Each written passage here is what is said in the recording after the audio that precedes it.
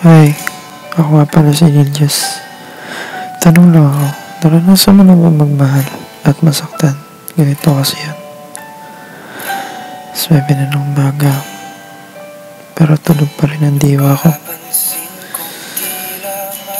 Ay, ano ba ito? Bakit palagi na siya pumapasok sa utak ko? Yung alam mong magkaaway kayo,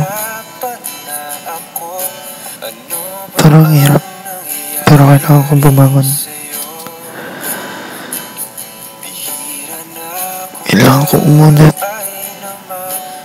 ng umunat at huminga ng malalim, mag-isip ng kung ano-ano at matulog.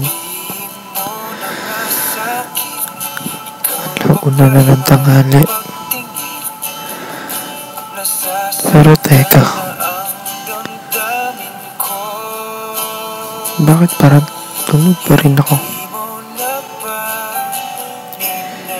Kailangan ko nang bumangon. Pero tinatamad ako.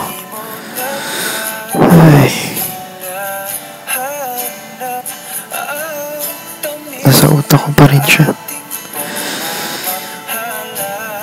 So wala akong magawa kundi bumangon ulit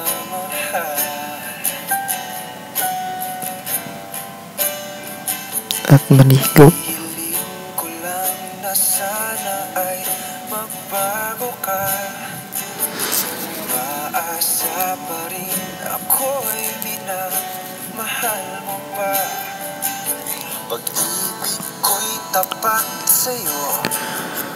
Alam mo yung brush ka na,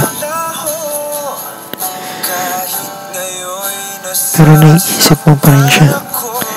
Hindi po magtututbrush ka na lang, inaglagay ka na ng toothpaste sa toothbrush mo. Tapos habang nililinis mo ang ngipin mo, bigla ka na lang mapapatigil at mapapaisip. Ay, pag-ibig nga naman. Tapos yung makikita mo yung damit mo na susuotin, hindi pong alam mo maayos ka na, pero pakaramdam mo kulang pa rin. Ay, magandang hapon at maulan na hapon. Yung wala kang magawa, tapos naisip mong makipagkulitan na lang sa kapatid mo. Saya, diba? Pero wala na sasaya kung kasama ko siya.